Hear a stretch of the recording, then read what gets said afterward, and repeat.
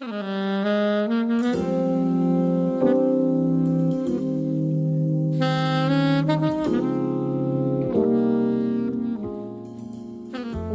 to Lift Every Voice as we recognize the 156th commemoration of Juneteenth. This production is hosted by 10 African American museums from coast to coast, known as the Black Freedom Collective. These 10 African American museums have once again joined forces to commemorate Juneteenth, the day that the Emancipation Proclamation was officially enforced, ending enslavement in Texas and thus in the United States. Together, these museums will explore the deep-rooted anthem, Lift Every Voice and Sing, through the eyes of historians, choirs, anthropologists, poets, and communities from across the United States. Juneteenth is an important part of our history and culture. On June 19, 1865, the enslaved people of Texas, then the most remote region of the Confederacy, at last learned that all enslaved people were free. Upon hearing the news, they broke into jubilee. The news arrived more than 2 years after Abraham Lincoln issued the Emancipation Proclamation, officially freeing the enslaved and Confederate states in rebellion to the Union. Juneteenth endures as part of our collective memory and culture. Today, this national virtual commemoration frames the holiday as an opportunity for us all to lift our voices. Stay tuned for the remainder of today's program, which will feature readings from members of the United States Congressional Black Caucus and elected officials from across the country, as well as national luminaries, Librarian of Congress Dr. Carla Hayden, educator Dr. Janetta Besh-Cole, and Secretary of the Smithsonian Institution, Mr. Lonnie Bunch. Today's program features cultural performances, artistic expressions, spoken word, debut of a new African American choir, and so much more. Yes, stay tuned and let us lift every voice this Juneteenth.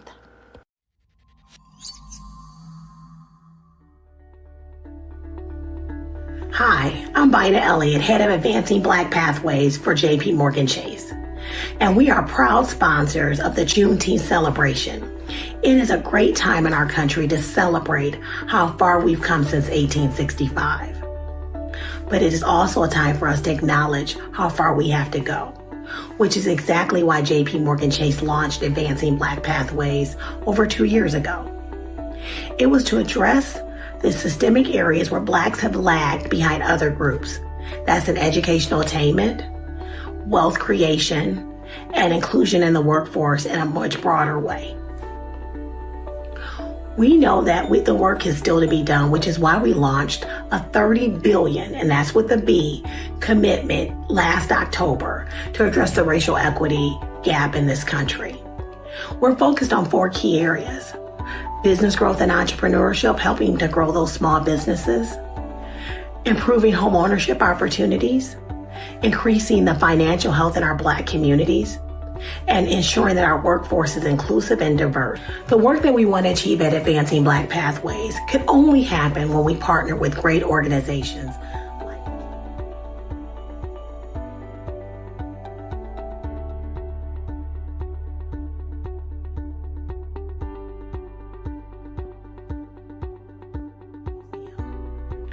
I can't thank you enough, and on behalf of JP Morgan Chase, for the work that you do to help create understanding and educate people on the Black culture and our traditions.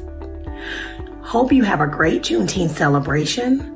And if you want to find out more about Advancing Black Pathways, please go to jpmorganchase.com/ABP. Thank you.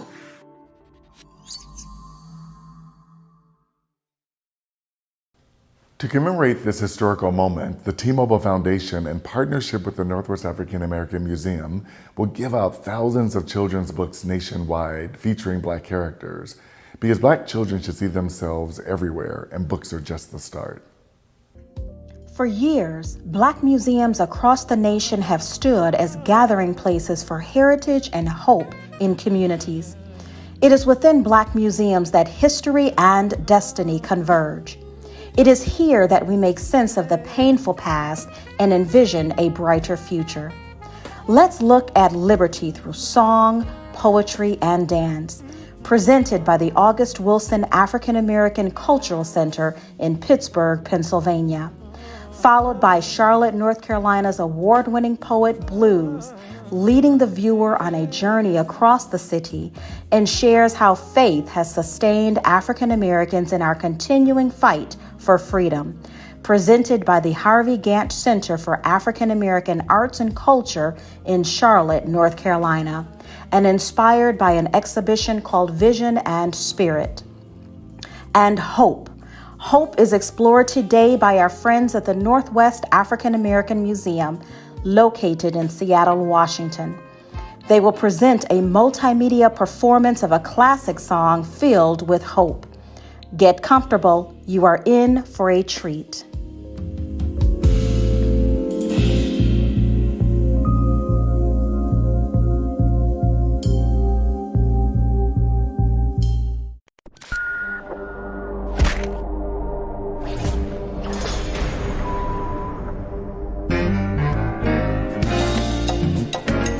Juneteenth serves as an opportunity for us as African Americans to cherish our culture and heritage and explore the meaning of freedom for Black people.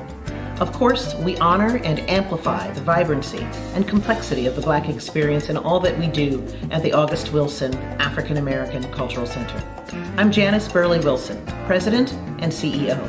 Our mission is to be a home for the art, storytelling, and exchange of ideas related to the African American experience and the African diaspora. August Wilson's work documenting the Black experience in the 20th century explored the ongoing personal quest for freedom and liberty for his characters. The plays portray the historical trajectory of African Americans through their transition from property to personhood. August Wilson's writing created an American theatrical revolution. The plays provided opportunities for Black artists, actors, and playwrights freedom to truly explore the trauma of slavery, poetically, rhythmically, and with humor and music. August Wilson said that community is the most valuable thing that you have in African American culture. Today, meet members of our artist community that support the August Wilson African American Cultural Center mission. We tell stories across genres. I hope that you enjoy these cultural gifts that we will share with you today. Thank you.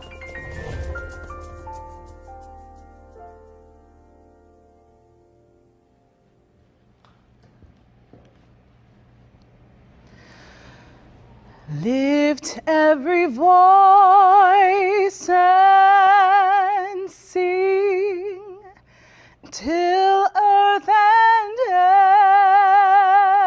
heaven ring, ring with the harmonies of liberty.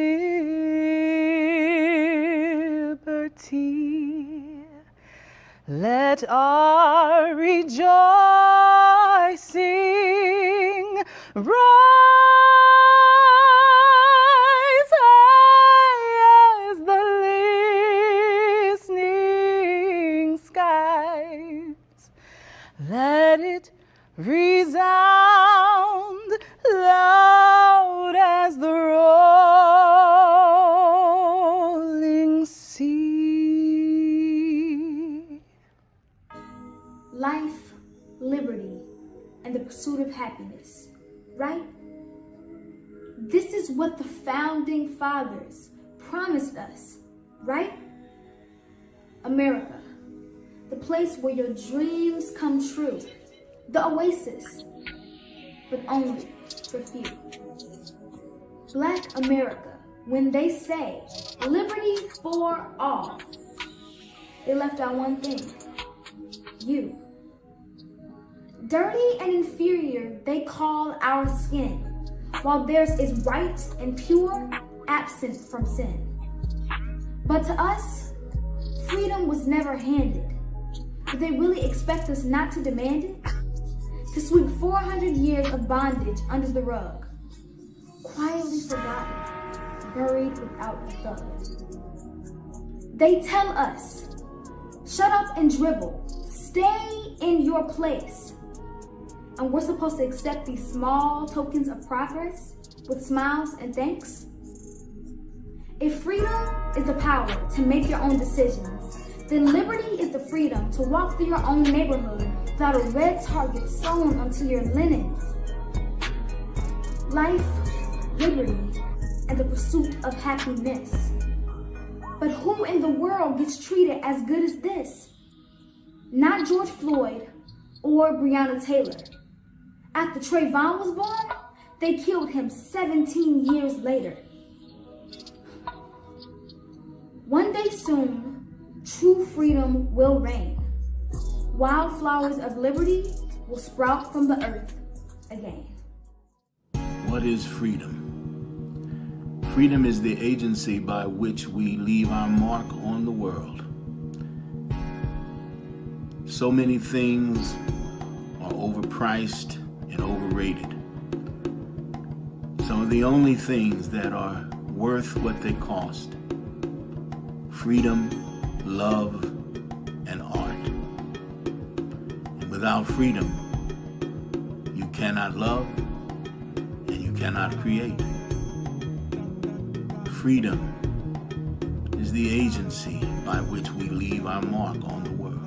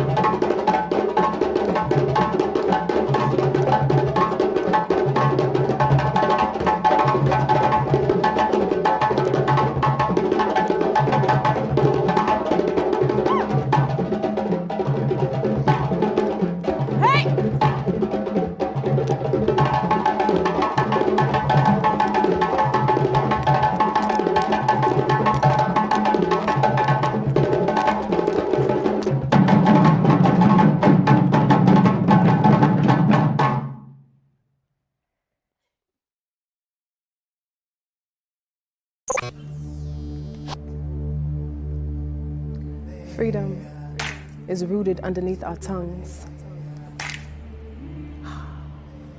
A lineage of outspoken, rebel, and heathen and the like. Each colloquial saying, slaying the rights written so left over the tide like waters we rise and we rise. Freedom, a crescendo, a cataclysm, a conjuring of redemption. I couldn't tell you what it tastes like, only that I know it is sweeter than those forbidden fruits. It is full harvest, it is hard truths, freedom. I couldn't tell you how it feels, only that it makes me think of open fields, of horses racing and glory on their face, and I could tell you what it's not. I could tell you it has nothing to do with bootstrap mentality and meritocracy, because freedom ought to be free. I could tell you it has no similar scent to that heaven-bent flavor coming from your mother's kitchen. No, it's much more subtle. It's being able to board and ride a bus with little to no scuffle. It's birthing a boy child and not being afraid that his name is already written on a 6-foot shovel. It's the right to learn your God. Understand my conjunction, it's the right to learn you are God. It's being able to sell lemonade without your happiness or innocence being forgot and robbed. It's knowing your cultural anthem and your national anthem without it being forgot. It's seeing red, white, and blue and recognizing delusion in those hues. It's seeing red, green, and black and understanding that your past provides the essence of our true facts. Freedom. It's never been so far and so right now. It's never been so induced and contracted. It's never been so contrite and able to yield to what is right. I can tell you what it's not. It's overnight. It's express. His microwaved revolution. Freedom is much more like crock pot than hot pocket, laying the flavors on the hungry tongues of the young, so that one day their mouths are made to be so bodacious and loud, that when they are asked, what is freedom? They say, you're looking at it.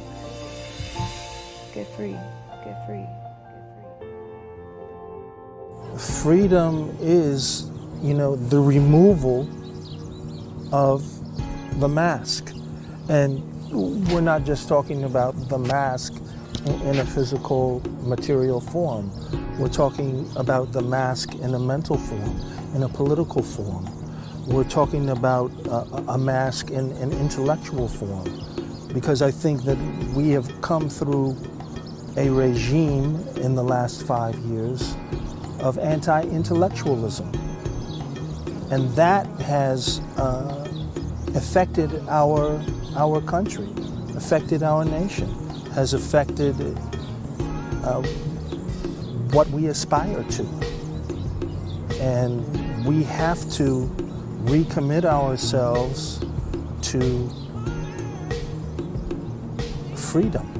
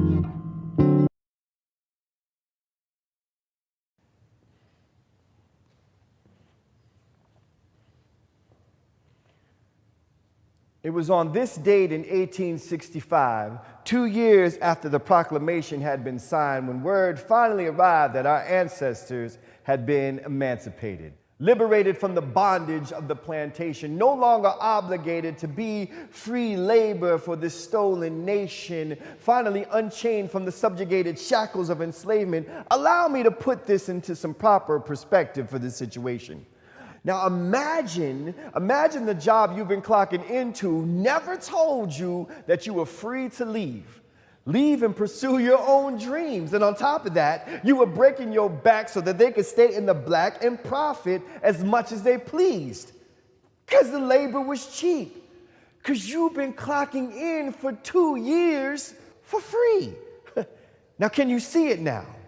Walking behind that mule and plow, snatching up crops and cotton from the ground, never hearing that trumpet sound, telling them to put their burdens down. 2 years before freedom found them under the heat of a Texas sun. Mothers and fathers, daughters and sons, still operating under their so-called oppressors, still found themselves in tune with the field holler, hoping a freedom song would soon come. So some may call this day a jubilee, a celebration, the progress of generations moving forward since the order was read in Galveston, and here we stand, the faithful echoes of our ancestors who died, so we could be the voices for the ancestors who died on them slave ships, who suffered the chains and whips, those who were hit with water hoses, beaten, shot, and lynched, for every inch marched when injustice wouldn't budge, for the sit-ins, for never giving up our seat on the bus. We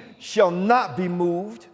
We shall overcome and reach the mountaintop by any means necessary. We be the descendants of the Middle Passage. We are the children of the ghosts of Tulsa, of Rosewood, of Wilmington, of Osage Ave, of East St. Louis, of neighborhoods that were taken by violence. Today is our Liberation Day, and we will not be silent.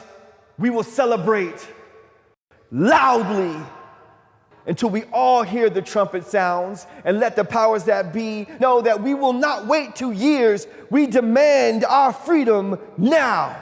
Because we be the movement, a wildfire of faith and hope racing across the nation. 400 years of black reclamation from Charlotte today to 1865 Galveston.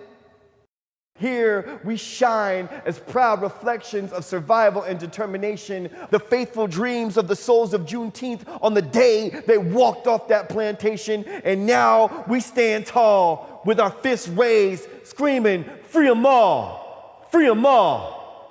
Free 'em all!"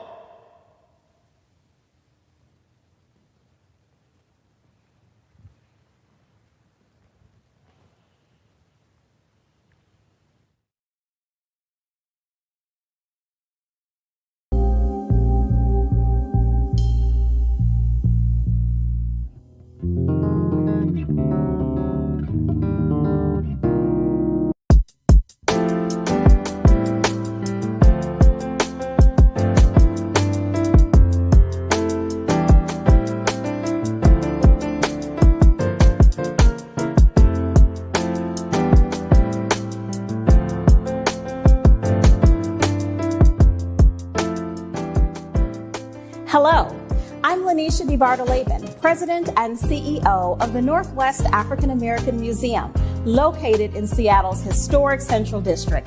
This year, our museum helped make Juneteenth become an official holiday in Washington State, making us the 6th state in the country to officially designate Juneteenth a holiday. In commemoration of Juneteenth, the Northwest African American Museum is pleased to offer you a song of hope from our African American Cultural Ensemble, also known as ACE or ACE. Gospel music plays an important role in keeping Black heritage and Black ancestral stories alive generation after generation through rhythm and through rhyme. In gospel and inspirational music, there is a message both of reconciliation and compassion, as well as calls for resistance and liberation. This year, the Northwest African American Museum recently formed the African American Cultural Ensemble to meet the sorrow, fatigue, and pain of our times with hope, help, and healing. And so, without further ado, I am pleased to present the world premiere of the Northwest African American Museum's African American Cultural Ensemble as they render a song of hope.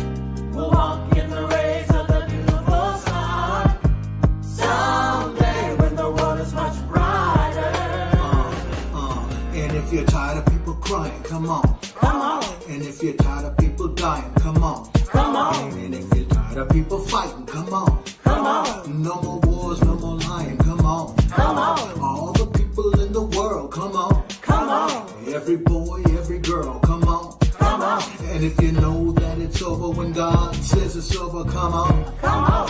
Come on. Come on. Someday.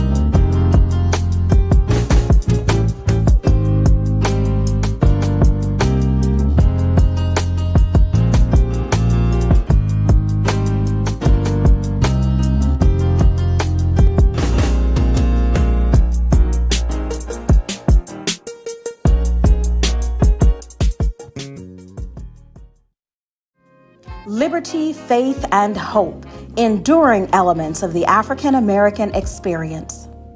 The Emancipation Proclamation was an executive order issued by United States President Abraham Lincoln on September 22, 1862, during the Civil War. The proclamation declared that all enslaved persons within the rebellious states are and henceforward shall be free. It took effect on January 1st, 1863. However, the enslaved people of Galveston, Texas were not apprised of this proclamation and remained enslaved for an additional 2.5 years until June 19, 1865. The Emancipation Proclamation.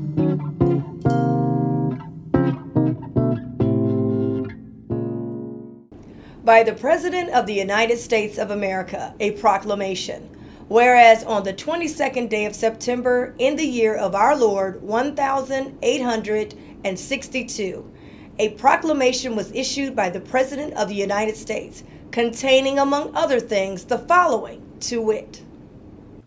That on the first day of January in the year of our Lord 1863, all persons held as slaves within any state or designated part of a state, the people whereof shall then be in rebellion against the United States, shall be then henceforward and forever free, and the executive government of the United States, including the military and naval authority thereof, will recognize and maintain the freedom of such persons, and will do no act or acts to repress such persons or any of them in any effort they may make for their actual freedom.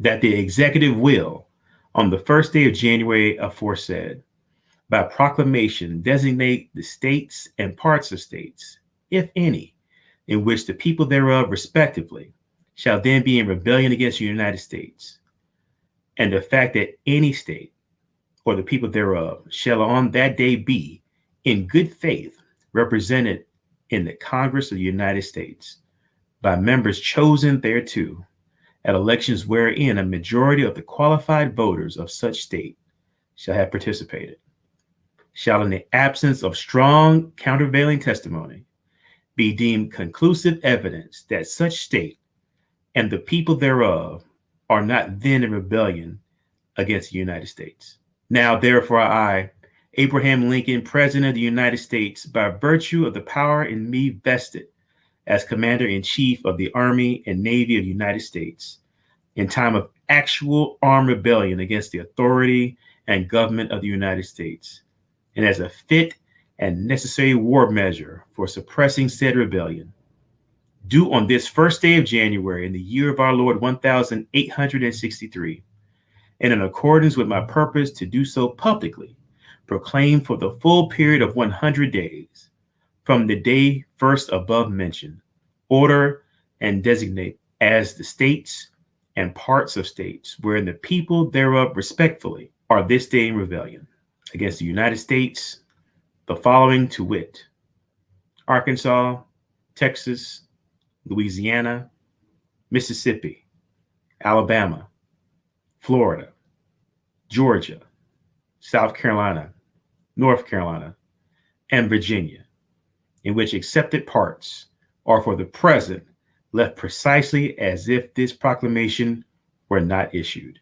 The power and for the purpose aforesaid, I do order and declare that all persons held as slaves within said designated states and parts of states are and henceforward shall be free, and that the executive government of the United States, including the military and naval authorities thereof, will recognize and maintain the freedom of said persons. And I hereby enjoin upon the public so declared to be free to abstain from all violence, unless in necessary self-defense. And I recommend to them that in all cases, when allowed, they labor fruitfully.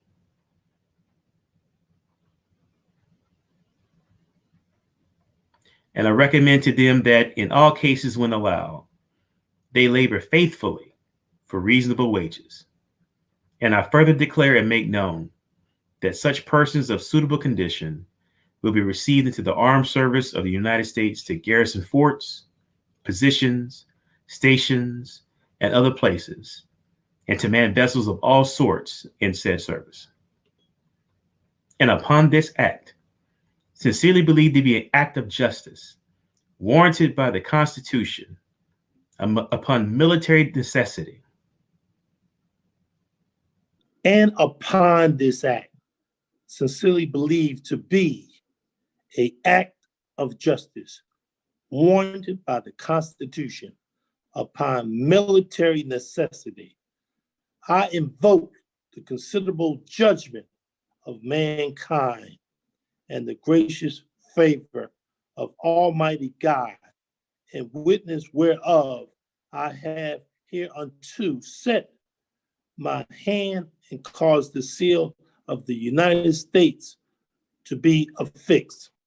Done at the city of Washington, this first day of January, in the year of our Lord, 1863, and of the independence of the United States of America, the 87th, by the President, Abraham Lincoln. William H. Seward, Secretary of State. Thank you to all of our elected officials for that reading of the Emancipation Proclamation. Perseverance is the continued effort to achieve despite difficulties, barriers, and opposition. Perseverance is one of the principles lifted from the Underground Railroad era that we will see explored by the National Underground Railroad Freedom Center in Cincinnati, Ohio, followed by an examining of images and texts related to key historical events illustrating the fortitude of the Louisiana African American community when facing white supremacy and injustice, presented by the Amistad Research Center located in New Orleans, Louisiana.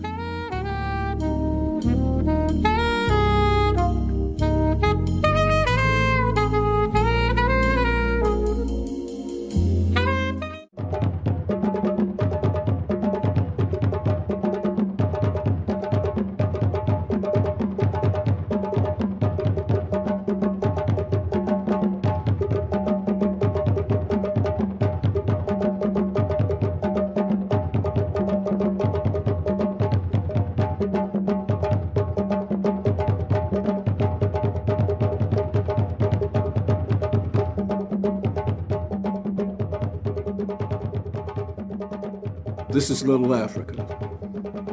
It's holy ground. Thousands of people risked safety, their lives even, to get here, just to be free. Cincinnati's been celebrating Juneteenth since 1988. But for some communities, Juneteenth has been something beyond their comprehension. Juneteenth is a story tied to the National Underground Railroad Freedom Center. If it were not for communities like Little Africa, a historic moment like Juneteenth may never have occurred. Little Africa was early black settlements right here along the banks of the Ohio River. Perseverance is one of the principles lifted from the Underground Railroad era that we promote along with courage and cooperation. Little Africa, the historical grounds upon where our museum stands, embodies the triumphant spirit of perseverance. While enduring oppressive loss and violence, the families of Little Africa remained steadfast of being of service to countless freedom seekers escaping slavery. 10. It is more than just a symbol, it's a representation of greatness, perfection, and patience, overcoming anxiety and temptation to arrive at your destination. Everyone cannot give 10 because they do not have 10 to give. Dying in sin, they do not know when to live. My ambition is driven by eternity's existence, while my mind's battle with time is internally causing tension. Often I have made that 10 to me my enemy and began panicking when things do not get finished. Welcome to the mind of a man who is ignorant of limits. Other than time, there is no opposition. There is no competition. I do not compete with them because our goals are completely different. A man after God's heart trying to lead my people into freedom. I suppose this makes me similar to Moses, a former tenant of public housing tenements, but people cannot understand how I overcame that hand that was dealt to me in the land of oppressed men. It is because I have 10 within my skin. Embedded in my heart, it is more than just a trend. What does it mean? You have never seen a scene so serene. Nightmare turned into a dream, turned into a vision, turned into dedication, which led to perseverance. I guarantee you will remember me, a black-owned entity embedded in your memory, respected without penalty. Of course, I have made mistakes, but that is what makes me great. My ability to admit that I was wrong and continue without delay. Decades full of headaches, good decisions and bad breaks, but people cannot see past what I did in my past days. Rather recognize me for my temper than my tenure. Been doing this for over 10 years. Been doing 10 for a lifetime. I am him, a titan in the lion's den. Truth be told, no lying when I pick up my writing pen. As I begin building monuments, acknowledge and accept my accomplishments. More than a number, more than a statistic, I am 10.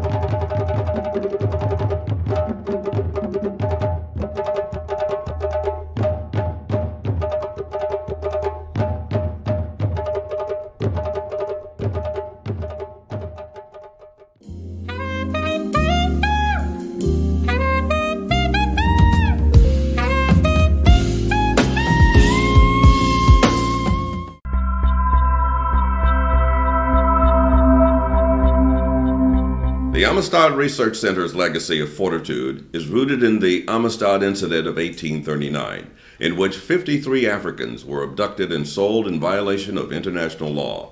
Attempting to regain their freedom, they revolted. They were jailed and charged with piracy and murder. A group of abolitionists, with help from former President John Quincy Adams, took their case to the United States Supreme Court, which eventually ruled the Africans were free people. The Amistad Research Center celebrates Juneteenth by honoring all who faced oppression and adversity with great courage. These images and text relate to key historical events, illustrating the fortitude of the African American community in Louisiana. The first two ships carrying enslaved Africans arrived in Louisiana in 1719. Most enslaved Africans brought to the state came from the Senegambian region, and by 1795, the population of enslaved Africans in Louisiana numbered close to 20,000. New Orleans became the largest slave market in the nation. At the start of the Civil War in 1860, the number of enslaved individuals in Louisiana stood at 331,726. Those who found themselves as the enslaved did not always actively accept their condition of servitude. It is estimated that there were over 250 slave uprisings in the antebellum South. The largest of these was the Revolt of 1811, when 200 to 500 individuals armed themselves in a violent rebellion, marching from plantation to plantation, beginning from what is now known as Laplace, Louisiana, to New Orleans. Reconstruction brought both gains and losses to the African American. The institution of restrictive laws was in force. Black codes, as they were called, governed and limited liberties granted to the newly freed enslaved, as well as gaining seats in the American government.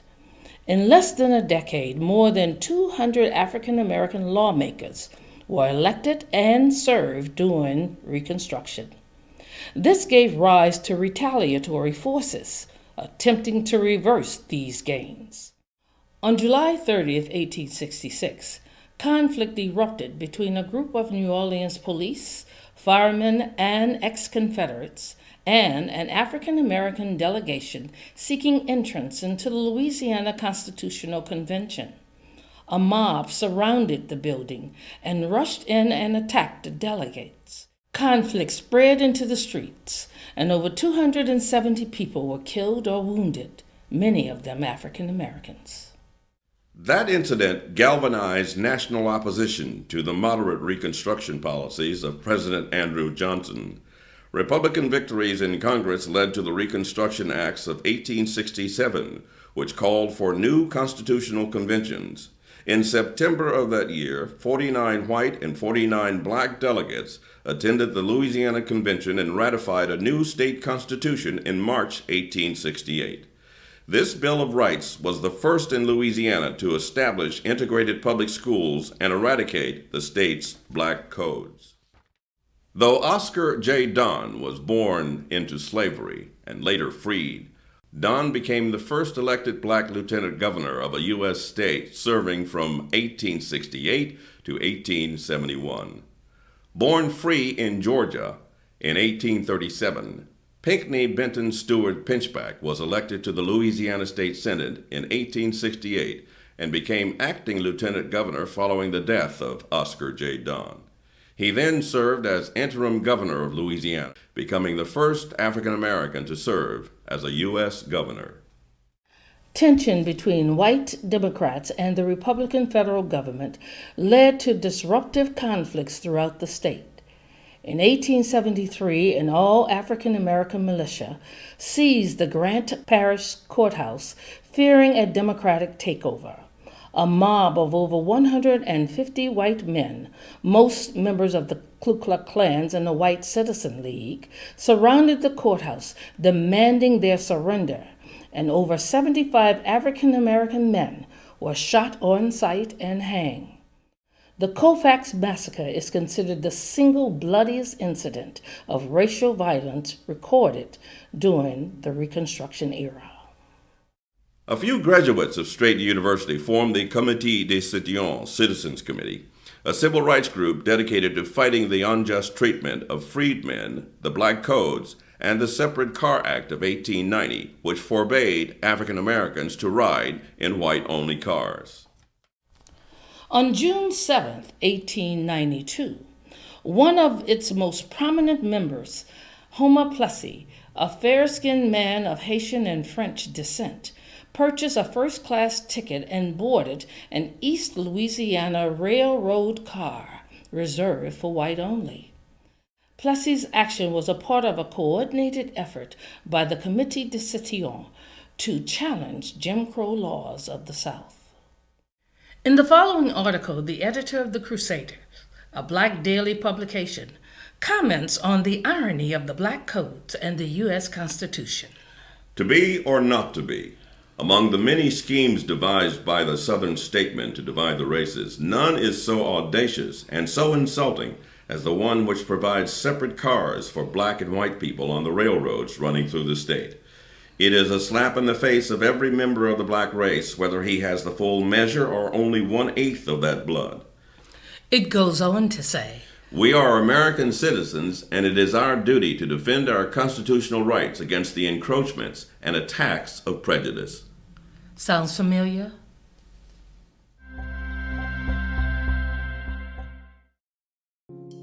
Perseverance and fortitude, enduring elements of the African American experience. And now, for an excerpt reading of the 13th Amendment of the United States Constitution, the Honorable Dr. Carla Hayden, Librarian of Congress. Neither slavery nor involuntary servitude, except as a punishment for crime whereof the party shall have been duly convicted, shall exist within the United States or any place subject to their jurisdiction. Thank you, Dr. Hayden. Let us now explore the tenacity of the city of Detroit as a doorway to freedom during slavery through industry, popular culture, and civic engagement. None prove their mettle like the people of the community that is home to the Charles H. Wright Museum of African American History in Detroit, Michigan. Historic Mitchellville Freedom Park on Hilton Head Island, South Carolina, will then explore the pride of the descendants of Mitchellville. Through music and interviews, they will share the stories of the Gullah Geechee people and Mitchellville waymakers.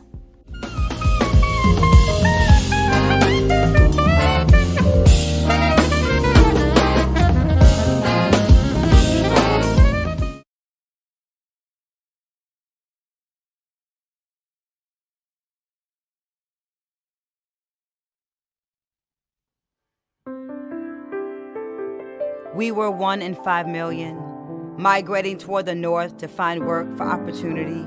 Fathers, grandmothers, 140 trains arriving daily, a place known as an underground railroad stop, across the water from another country. Our birth, our starting line, our journey constantly evolving. We were born moving, we were born free, breaking rocks and racial barriers, leaving a pathway for the ones who come after us. My father came from Madison, Alabama. Some left Mississippi or Georgia, traveling somewhere people with faith in their stride, pride in the tilt of a hat.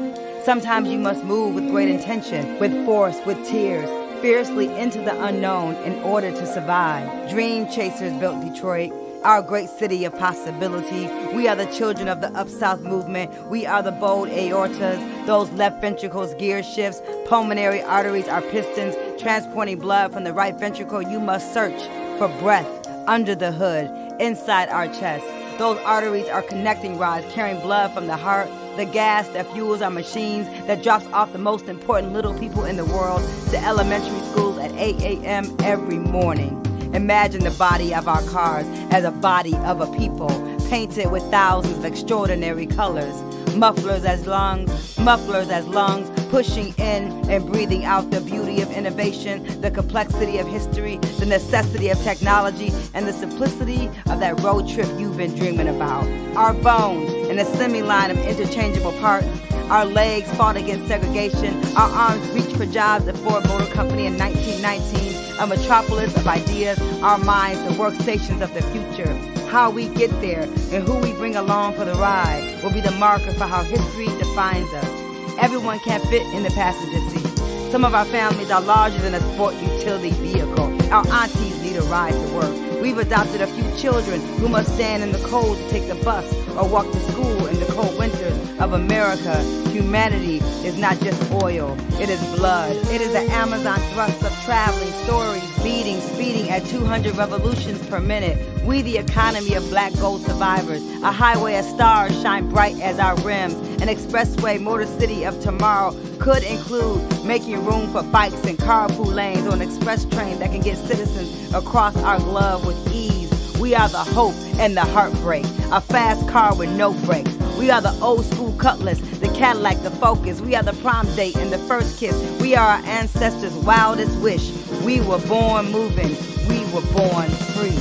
Tenacity is the ability of Aretha to reach that soul note, and Smokey to rearrange our tears, to know our city was built on love, and Project Window Wondermen and Supreme Women, the Holy Ghost of Alice Coltrane's harp, the power of Marion Hayden's hands flying down her bass. Follow that sound on your favorite satellite station. Move closer to what really matters to you when you pull out the driveway in the morning. Press down on the pedal. Put the top down. Expand your ideas past 7 Mile. Put the joy back in Joy Road. My Detroit block that included libraries and schools in walking distance. Our global city created the first highway. There's no reason we can't create a safer way for our families to travel on top of them. Who else to design the transportation of the future than the most resilient workers on the planet? The rewiring of humanity needs humans, requires delicate components that connect people with luxury and dreams, the way immigrants and migrations and sweat created our automobile empires. Detroit is the starting line of the world's imagination, but it's not about how you start the race or the sacrifices you made to build your life in peace. It's how you found a way to push victoriously to the finish line. And while crossing over that white line, you consider the value of a speech about a mountaintop, an engine as in heart, freedom as a birthright, like breath, like water, like resilience, like struggle, like survival. We are the tenacious backbone of the movement, and we only get to our excellent future when every piece is moving together.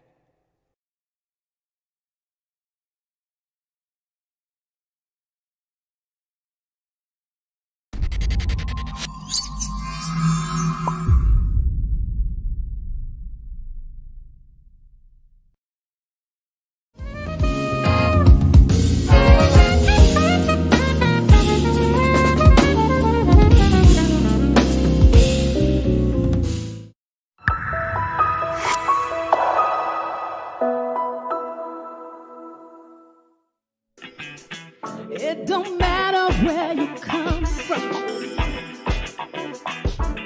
You got to get with this one. Something for the young and old. Get you some of this Geechee soul. Get ready. The Union Army discovered that Hilton Head Island was a great central and strategic location between Charleston, Beaufort, and Savannah. Since those cities were military strongholds and crucial resupply areas for the Confederate Army, it was the perfect place for the Union Army's headquarters of the South, as well as a place to launch military campaigns. From Hilton Head, operations in several daring missions were launched, some of which involved historic figures like Harriet Tubman and Robert Smalls. Hilton Head's Civil War story begins in November of 1861, when the Union troops entered the Port Royal Sound and invaded the island. The sound of gunboats caused white Confederate soldiers, plantation owners, and residents to flee. They left behind everything, including 10,000 slaves. When those first shots were fired, the enslaved island population seized their opportunity for freedom. Despite threats and deception by some local plantation owners, freedom seekers bolted into the woods until the Union troops occupied the area. Under the protection of the Union, Mitchellville became the destination for waves of freedom seekers fleeing bondage in the nearby Confederate territories of South Carolina, Georgia, and Florida.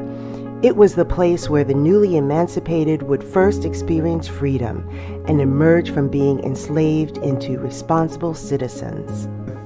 Even though I grew up here, I was born in Savannah. I grew up here on this island. I stayed with my grandmother, my mother's mother, and she was a descendant of Richard White. Sometimes in life, big things begin with the simplest of words or the slightest gesture. The story of Mitchellville is just that, a radical idea during a time in our nation's history when the Union forces were trying to win the Civil War, as well as figure out how to deal with a large population of newly freed blacks who were dispersed throughout the South. The town of Mitchellville began in 1862 when General Ormsby Mitchell, a former attorney and professor, assumed command of the X-Corps and the Department of the South. Good colored people, you have a great work to do, and you're in a position of responsibility. This experiment is to give you freedom, position, homes, your families, property, your own soil. It seems to me a better time is coming. A better day is dawning. With these words, Union General Ormsby Mitchell proclaimed that the land of the people of Mitchellville, South Carolina, had once toiled under the chains of slavery, was now their own. When General Mitchell issued the military order freeing the slaves on Hilton Head and nearby Sea Islands, he also provided them with land large enough for a town. Each family was given a plot to grow crops and encouraged to organize their own town, where they were able to buy land, vote, and farm for wages. The fully functioning town created an organizational structure with its own elected officials, taxes and retail stores, and compulsory education for children aged 6 to 15, something that had been denied to them as slaves. Their success is especially impressive because the newly freed represented a fusion of various African languages and cultures that are collectively known as Gullah or Geechee. The people of Mitchellville were hungry to learn, and after having been denied education for so long, being free to learn to read and write was something that they highly valued. Both adults and children were hungry to be educated. This incredible thirst for knowledge led to Mitchellville establishing the first compulsory education law in South Carolina. By 1862, the town had more than 1,500 residents, some of which had joined the Union Army. Eventually, the population grew to around 3,000 people. Because of its military importance, access to the town was restricted. Even white people were required to have military passes to enter the town's limits. Mitchellville was so successful that Harriet Tubman was sent to Hilton Head to observe the Port Royal Project as a model of future freedmen projects in the U.S. I ain't know what you come for do. I don't know what you come for do. I don't know what you come to do. I don't know what you come Hey, I don't know what you come to do. I don't know what you come to do. But I come to clap my hands. I come to do my dance. I come to feel this groove. Come get you some too. Get your soul.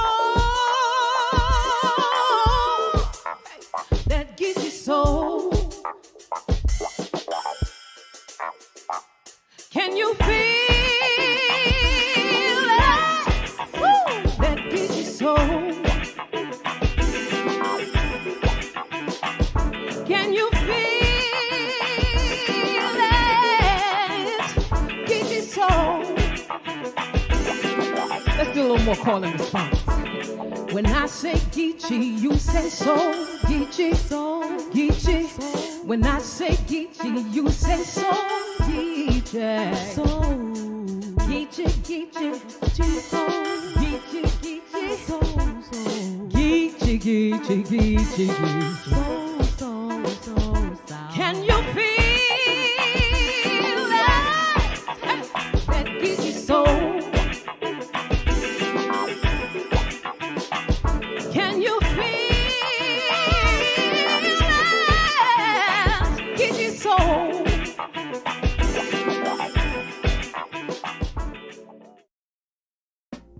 Tenacity and pride, enduring elements of the African American experience. And now, for an excerpt reading of the 14th Amendment of the United States Constitution, notable educator, author, and icon, Dr. Janetta Besh Cole. All persons born or naturalized in the United States and subject to the jurisdiction thereof are citizens of the United States and of the state wherein they reside. No state shall make or enforce any law which shall abridge the privileges or immunities of citizens of the United States, nor shall any state deprive any person of life, liberty, or property without due process of law, nor deny to any person within its jurisdiction the equal protection of the law. Thank you, Dr. Cole. The National Civil Rights Museum of Memphis, Tennessee will educate you on the meaning of Juneteenth and creative ways to celebrate the joy of the holiday. We are then headed west to explore resiliency pre and during the COVID-19 era in America. We will explore the continued fight for our freedom in the face of injustice, presented by the California African American Museum, located in Los Angeles, California.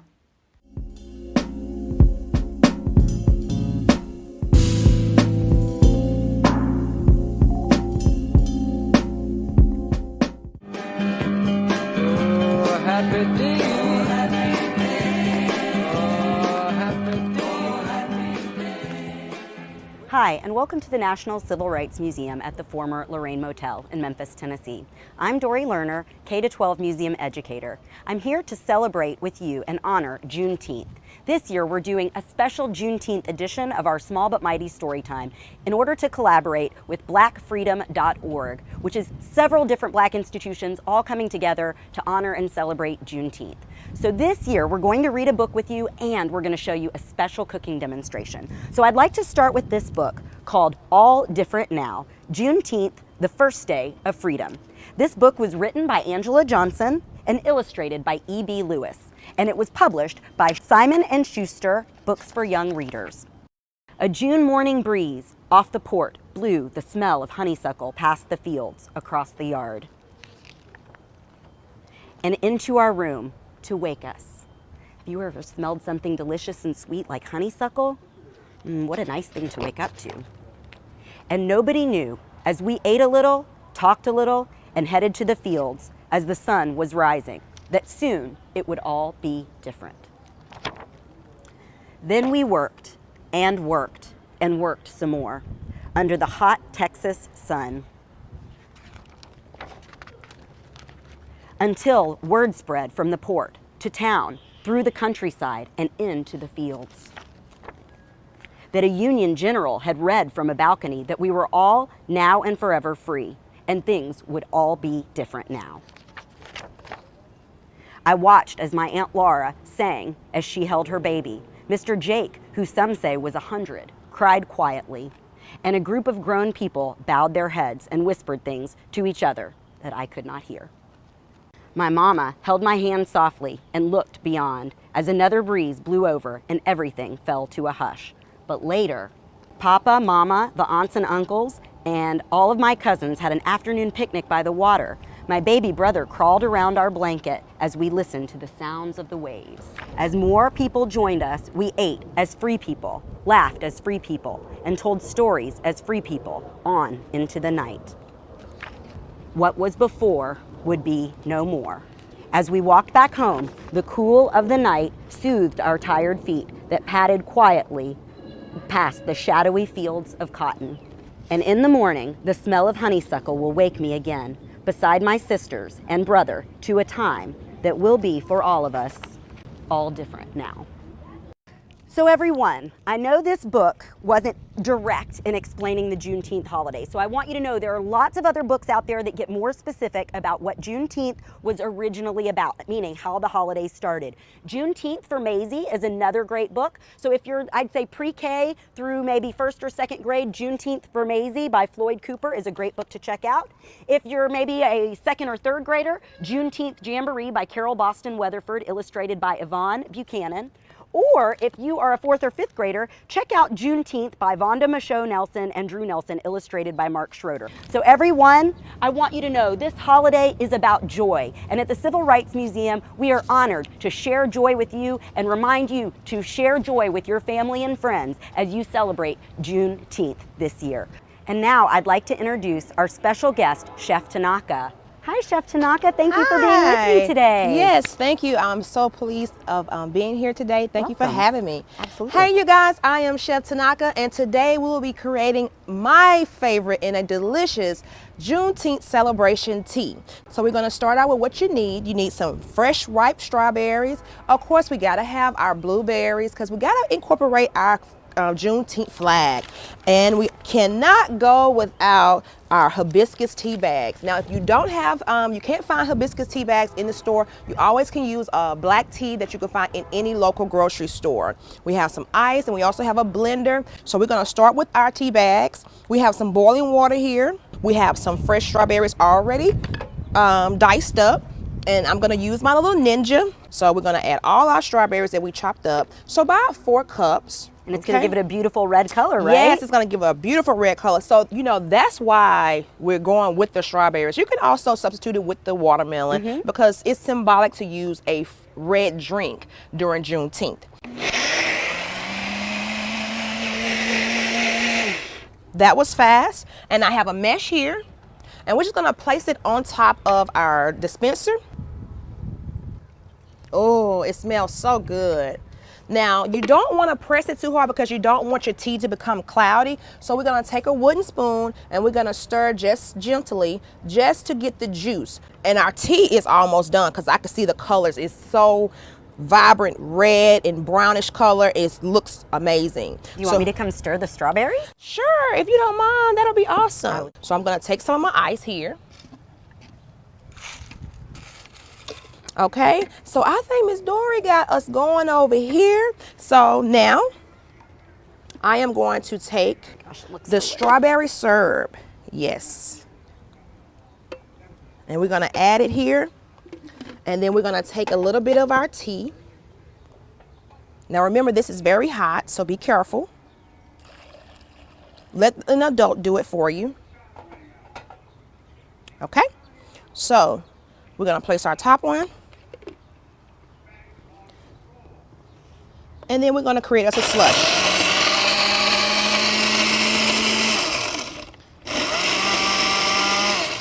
Now, if it's not thick enough, you always can add some more ice. So we're going to grab that glass over there. So we're going to shake it up so we can get all our slushy out. Yeah, we might have to use our spoon to assist it.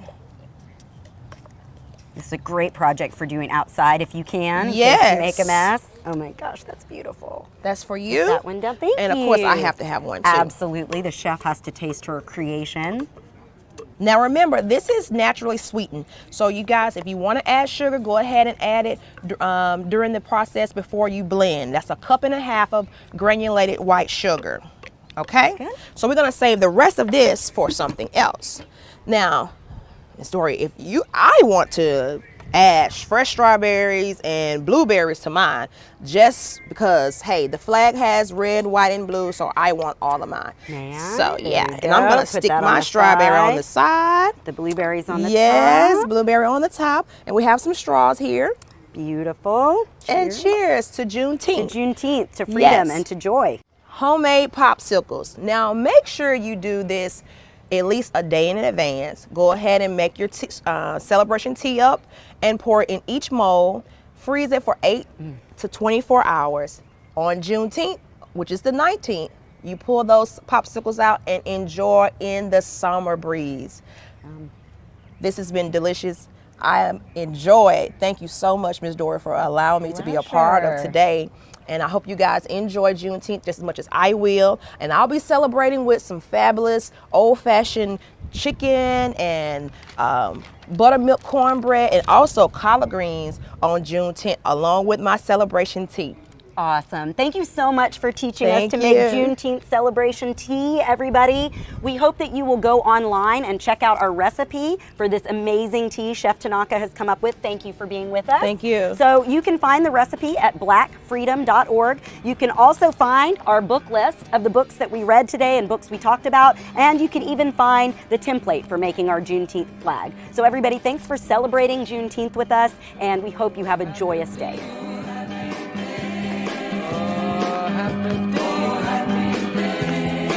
When Jesus walked, when Jesus walked, oh, when he walked.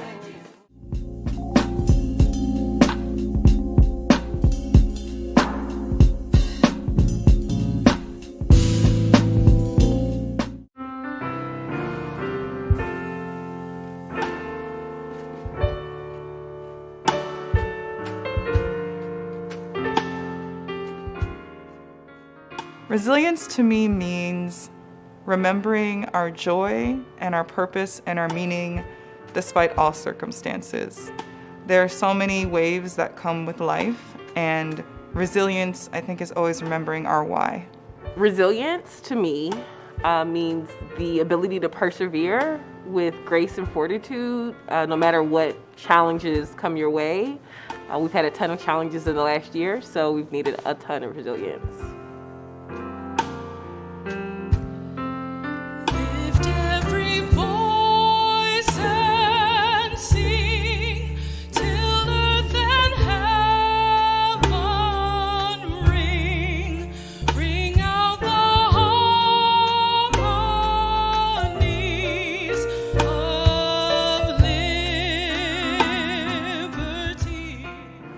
Overcoming is one of the first words that comes to mind when I think of resilience, and just finding an inner strength to move forward. And also there's a combination of confidence and faith, because I feel like in resilience you have the faith to know that you need to move forward, and it's not always clear how or what it's going to take to get you there, and if what you're hoping that you're moving towards is going to be there. But you have to find the inner strength and faith to get to that point. And when I think of my personal resilience, or what resilience means to me personally, I think of all of those words, just confidence and faith and just overcoming and bouncing back. When we think about time, there's a temporal nature. Things go from here to there. And resiliency is the ability to still be present, still to be tangible as time passes.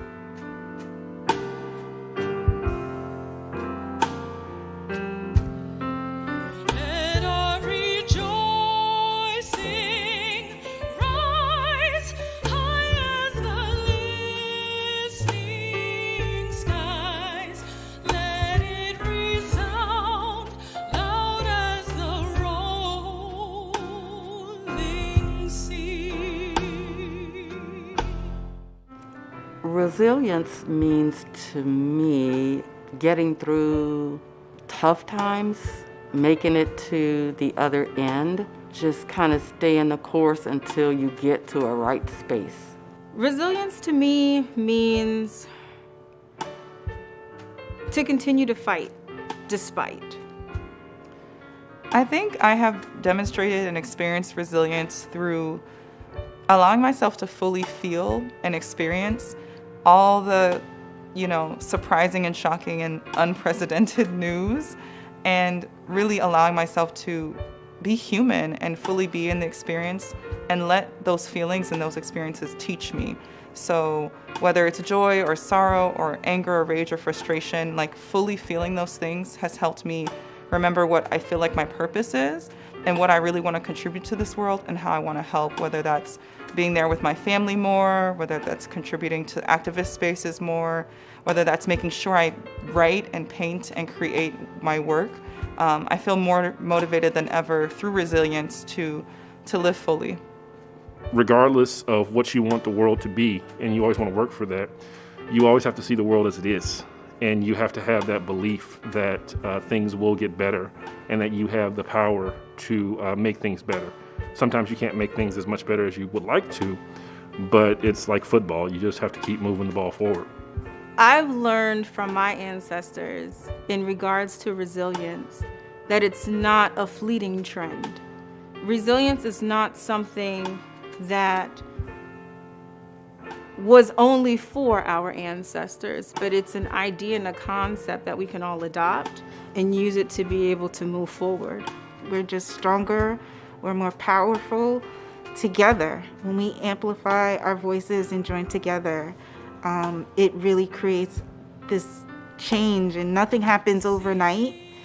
But I think with resilience, it's again just working hard and towards something that you're hoping will at the end of the finish line be there. And so we don't know what's going to happen 10 days from now, but just staying the course, being resilient and leaning upon each other, I think is just absolutely the key to kind of moving forward and hoping for better outcomes. Facing the rising sun of our new day begun. Let us march on till victory is won.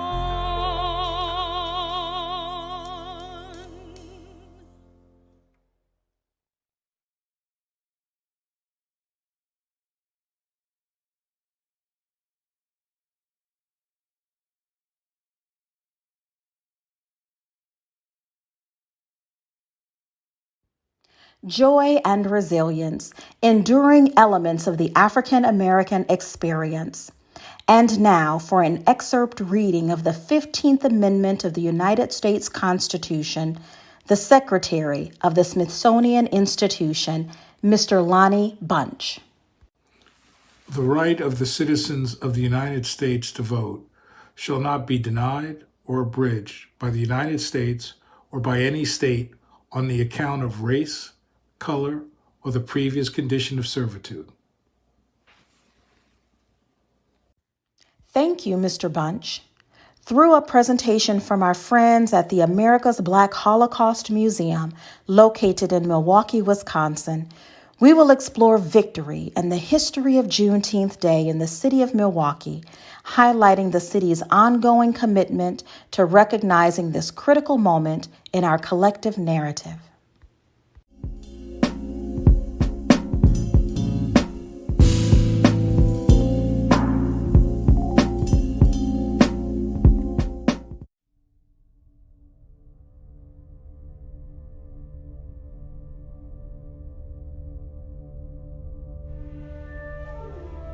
The death of a star recalibrates our gravity, infuses energy, sets into motion celestial winds of change.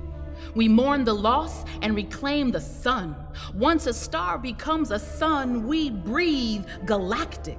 We take in the same molecules and sky fragments of greatness. We assemble ourselves around a truth, blazing like a beacon. Welcome to America's Black Holocaust Museum. This is a continuation of our virtual programming, of which we will focus on Juneteenth, an historic celebration in America.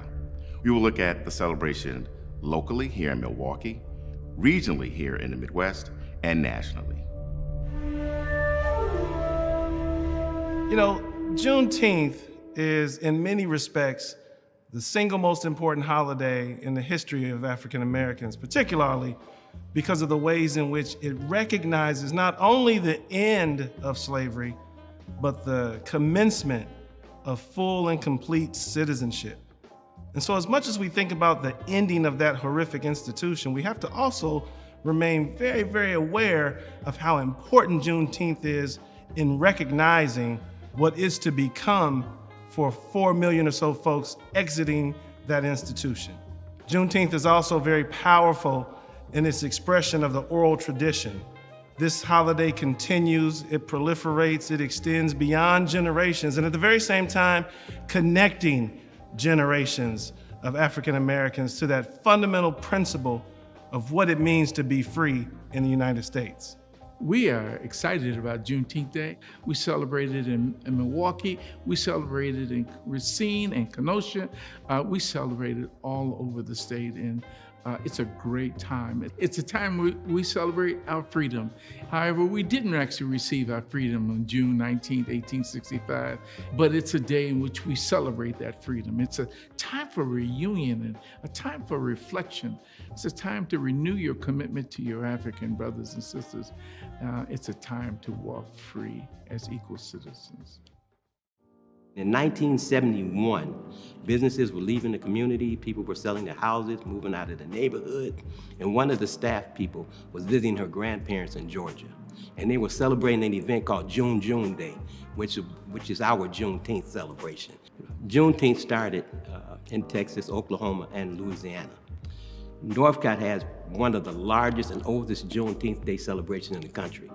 We get anywhere from 80,000 people throughout the course of a day participating in Juneteenth. We're also going to do an encampment of Black soldiers.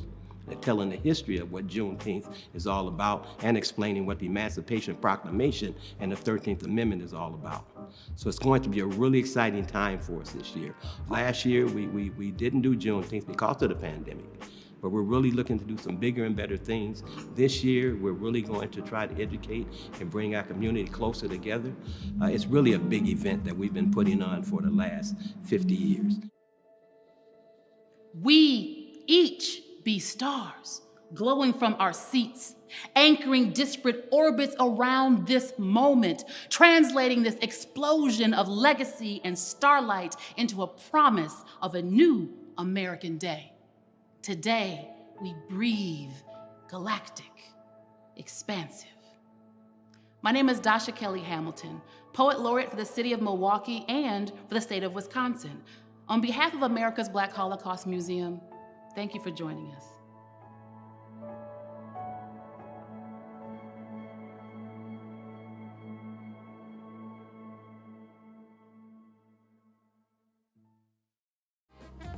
Victory, an enduring element of the African American experience. Juneteenth serves as a starting point for us, a reference point in time, compelling us to consider how much further we can go if we just know, and if we act boldly on our knowledge.